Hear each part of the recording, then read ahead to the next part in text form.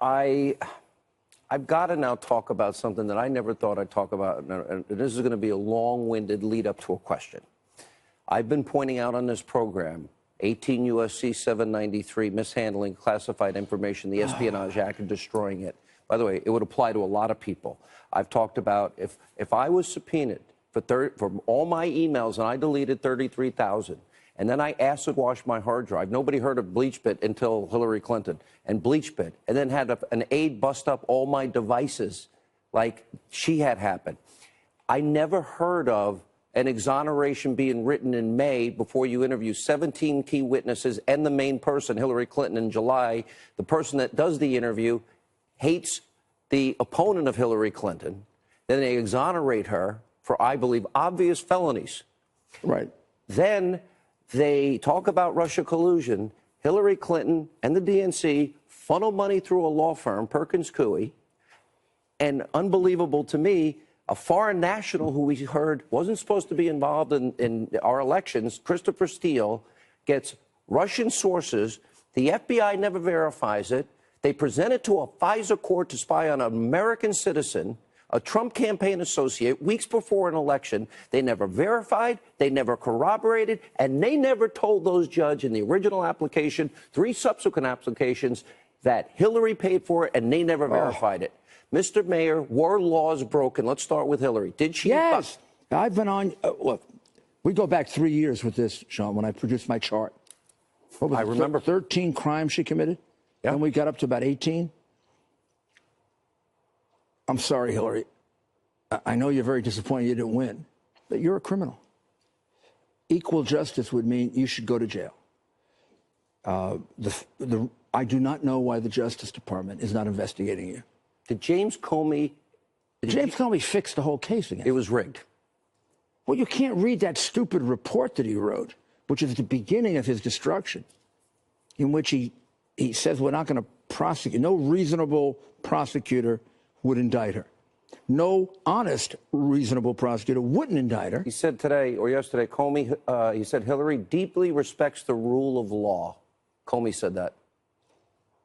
Wow. Well, this is a very perverted man. I feel so sorry. Do we have a 2-tier justice system in America? Yeah, we have one for Hillary and all those Democrats. Bill Clinton. Is equal justice under the law at risk? You and I have talked about this. I am very afraid, not just for our president, but for our country. There's going to be a witch hunt against Republicans. You had the man on who's lost all his money. For what reason? He didn't do anything wrong. The president of the United States didn't do anything wrong. We are lucky that we have a president who can focus. In a way, it almost hurts him because they feel they can do anything to him, and he's going to remain focused on North Korea, Iran. What do we do with China? How do we help Israel? What do we do about taxes? The economy has an incredible story. The media never focuses on it. I actually had to write this down. If we have the Hillary standard, the interview would never be under oath. It would never be recorded, never be transcribed. And by the way, all the witnesses that are favorable to him would be in the room immunized. Oh, and Jared would be immunized. Cohen would be immunized. We'd write the exoneration before the interview. Then we would agree to destroy incriminating digital evidence like they did in the case of Cheryl Mills and Hillary. And either you or Rush Limbaugh would do the interview. Rush and I would not object. Or Mark Levin. No, I don't think. Yeah. There's a Politico report today basically suggesting Mueller would now consider Ivanka Trump a target. Look at Hope Hicks as one example. Come on, she paid more in lawyers than she was ever paid. Hope is. I wish the American people could get to know her. Hope is one of the nicest human beings you're ever going to meet. Yes, she's very loyal to Donald Trump, but I think the president would say this. She could stand up to him when she had to. What they did to her is outrageous, absolutely outrageous. Ivanka Trump, I think I would get on my Charger and go right into their offices with a lance if they go after Ivanka. At this point, sir, I honestly agree with you. I fear for the country. Let me go through. Now, if they do Ivanka, which I doubt they will, the whole country will turn on them. They're going after his daughter? What about his son-in-law? They talked about him. I guess Jared is a fine man. You know that. But men are, disposable. But a fine woman like Ivanka, come on. Andrew, let's go through the different issues that we have brought up and spoke almost exclusively about on this show. For example, you mentioned Hillary Clinton. She obviously committed felonies. We know what they are. You've identified them. I believe, as you do, Comey rigged that. Comey, look at Peter Strzok and Page. They hate the president. They hated the candidate. They talked about an insurance policy. Andrew McCabe lying under oath. James Comey leaking for the purpose of getting a special counsel. Also, Comey and McCabe contradicting each other, in which one of them has to be lying. I mean, I actually think Comey's lying. I think Comey's a bigger liar than McCabe. I think McCabe is a kind of a situational liar. He's a much bigger liar. So if this were an equal system of justice, they'd all be prosecuted. Let me ask you, because it's my biggest regret. I'm sorry, Jeff, to say this, but you were offered the job.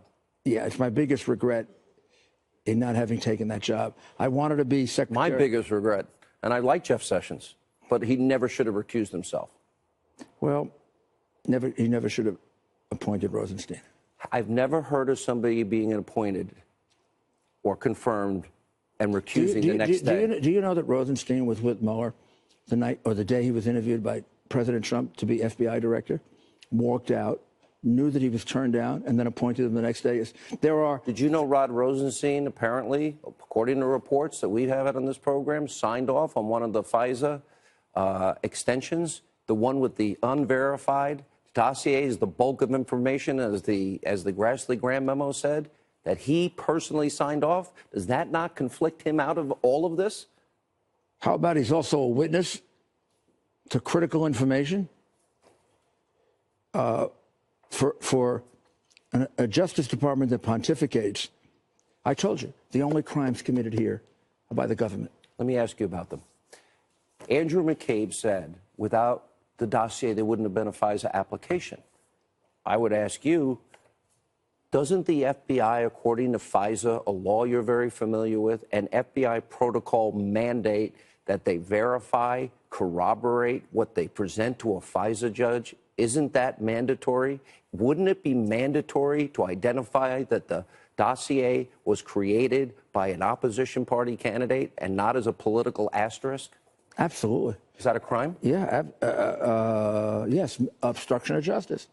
Invasion of people's privacy on no basis at all. It's a civil rights violation. Unreasonable search and seizure? Yeah, it's a civil rights violation. If they searched you and me based on that, we'd sue them for a civil rights violation. This is a Justice Department completely unhinged and out of control. It breaks my heart, Sean. I devoted most of my life to the Justice Department. I worked for great attorneys general. My friend Michael Mukasey was one of the greatest, and I watched it with great admiration. My partner. Great admiration for Michael.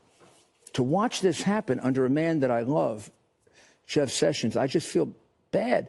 And I know the president is heartbroken over this. It isn't that he's angry, he's heartbroken. He never expected this from Jeff. The two of them can redeem themselves, Sessions and Rosenstein. They should order the investigation over. I don't think that's going to happen. Well, I don't think it's going to happen either, but if they understood Justice Jackson's admonition to prosecutors that I always live by, which we're not supposed to get convictions, we're supposed to do justice. Let me stay focused on this FISA issue for just a second, because Rod Rosenstein, after they had subpoenaed the documents, went into Paul Ryan's office begging him not to release it. We never would have had the Nunes memo or the Grassley-Graham memo that said the bulk of the application was the dossier Hillary paid for. So my question is this. Not only that, there were 3 subsequent renewals with the same false information, the same lying by omission, if you will, by not telling the FISA judges that that Hillary paid for it. If I stand up in court at some point in the next 3 or 4 months, where I really like to be, and I recite these facts, I think the judge is going to look at me and say, I don't believe that's true. How could the Justice Department have gone so far away from the fair and honest administration of justice? under decent people. But I think the pressures on them was so great, they just caved in. And once again, I say, there's one way to redeem themselves. Get control of this. You remember Senator Stevens' case? Sure. Oh, yeah, he lost an election, and then the judge overturned it all because they withheld exculpatory evidence. Because of government misconduct. That's correct. Well, there's been more government misconduct in this case than there has been conduct.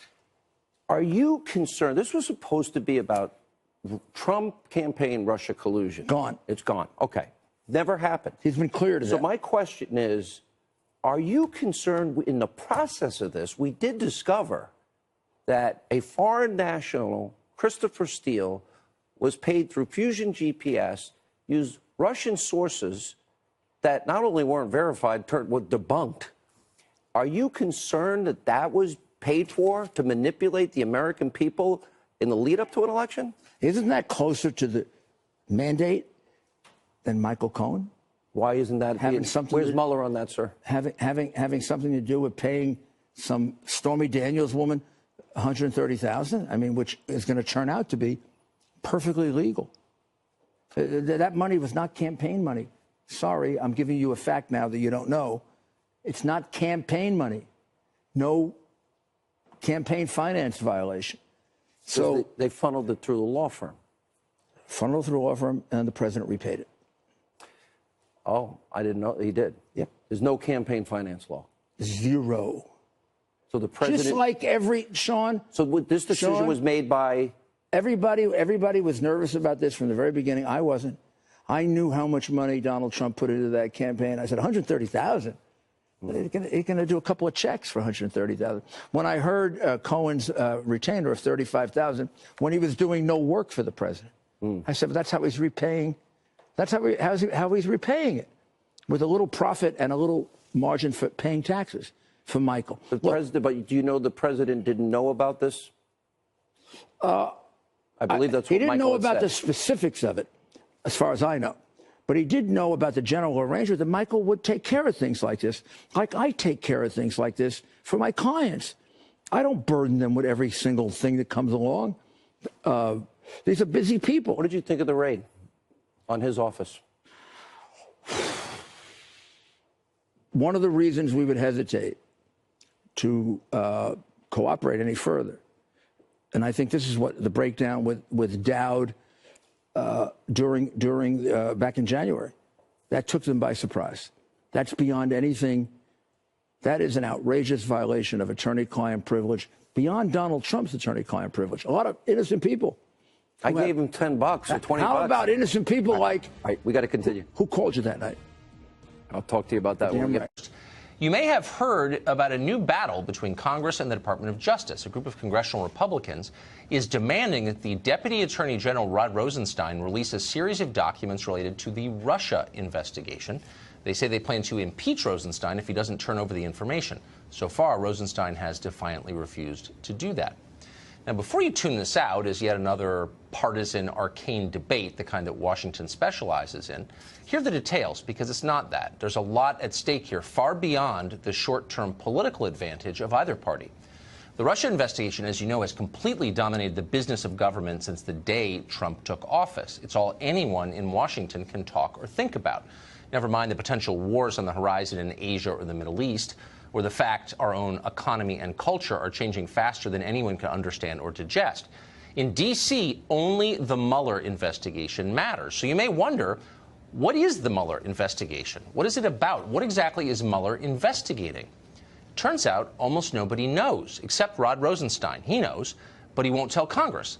Last summer, Rosenstein wrote a memo detailing the scope of the independent counsel investigation. Key portions of that memo remain hidden from view. Congress would like to see them and has every right to see them. Our Constitution requires our elected representatives to supervise the Department of Justice. Why is that?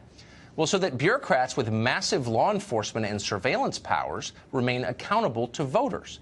We give them guns, let them arrest us, send us to prison, allow them to break into our private email accounts, tap our phones. They have a lot of power. In return, they promise not to misuse that power. And if there's any question about their honesty, we get to check. That's what transparency is. Government bureaucrats hate transparency. They'd rather do their work in secret. Secrecy is the shield that protects them from our scrutiny. And not just in this case. Consider the House Intelligence Committee investigation into Russian collusion. It was just completed. It took a year to complete. The final report ran to 253 pages.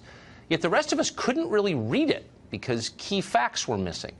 Just how many Trump associates did the Obama administration spy on during the 2016 campaign? It would be nice to know that. Sorry, it's redacted. Is there any actual proof that the Russian government directed hacking of the DNC and John Podesta's Gmail account? Well, if there is, that's been redacted too. Or how about this? The report says that the FBI agents who interviewed Mike Flynn didn't believe he was lying. But wait, Mike Flynn pleaded guilty to lying to those agents, and his life was destroyed as the result. He just sold his house to raise money for his legal defense. So what's going on here? Well, we don't know. That information was redacted.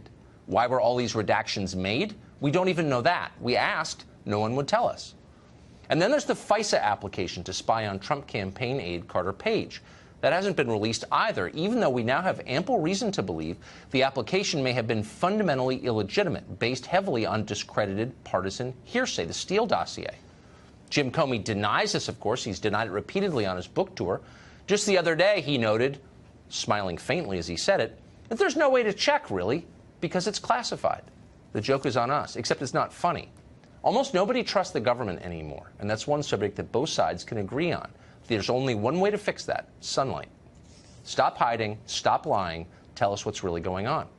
Rod Rosenstein has no intention of doing any of that. In an interview today at the Newseum, Rosenstein compared demands for greater transparency from Congress to a mafia shakedown. Watch. There have been people who have been making threats privately and publicly against me for quite some time. And I think they should understand by now the Department of Justice is not going to be extorted. We're going to do what's required by the rule of law, and any kind of threats that anybody makes are not going to affect the way we do our job. Little victim. Extorted? How about accountable? Nobody elected Rod Rosenstein to anything or any of these people. They work for us, supposedly on our behalf. When they won't explain what they're doing or why they're doing it, it is a sure sign, always and everywhere, that they have begun to work against us. That's what it means. Joe DeGenova is a former U.S. attorney for the District of Columbia, and he joins us now. It's hard to believe that just happened, that Rod Rosenstein, about whom I was ambivalent until today, would get out there and attack the Congress, which has constitutional oversight over his department, as mafia members, in effect, for asking for what the Constitution demands they have, which is oversight. The Deputy Attorney General today disqualified himself from continued service in the Department of Justice. Jeff Sessions now has an absolute responsibility to call him into his office, berate him for saying that constitutional oversight is extortion. That statement by a constitutional officer like Rod Rosenstein is disgraceful. It's an embarrassment to the department, but it is of a pattern of what Mr. Rosenstein has done there since he arrived. He is a careerist. He believes that the department can do no wrong and that he is going to resist calls for more information. When you realize that he appointed a special counsel, Robert Mueller, someone that he's very close to and who was very close to James Comey, to investigate no crime and put this country through 15 going on 16 months of interruption of a new president, that tells you something about Rod Rosenstein. He is resisting all of this because he created the original sin, an investigation of no crime. I'm just confused, though. I mean, Rod Rosenstein has a gun. He has the power to arrest you or me. Lying to him is a felony. He has a lot of power. Where does he think that power comes from, if not from the Congress and the voters who elected those members of Congress? When you are as arrogant and as deep in the belief that you have been given a duty to do whatever you think is right for the country, and when you hate the President of the United States, as I am now convinced Mr. Rosenstein does, then you believe you can do anything. And when the Attorney General... Just because God made you all powerful or something? Like, do they not understand where the power comes from? Voters. That's the only place it comes from. He does not understand.